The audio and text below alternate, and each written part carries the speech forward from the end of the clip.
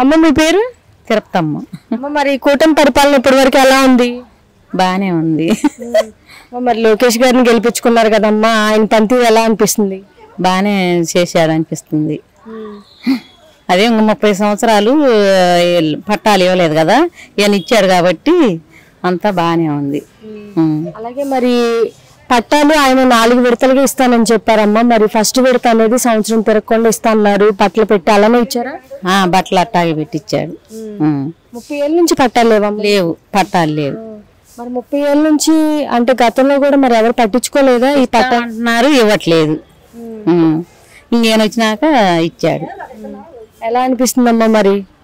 బానే ఇచ్చాడు అనిపిస్తుంది. అమ్మ మరి అలాగే గత 5 సంవత్సరాలు ఎలా అనిపించింది జగన్ గారు ఉన్నప్పుడు?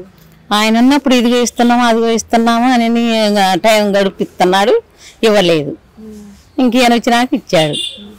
మరి అలాగే ఈ ప్రభుత్వంలో మరి చంద్రబాబు నాయుడు గారు ఇస్తా అన్న ప్రతిదీ కూడా మరి ఒక్కొక్కటిగా చేసుకుంటూ వస్తున్నారు కదమ్మా, ఎలా అనిపిస్తుంది? బానే చేస్తున్నాడు అనిపిస్తుంది.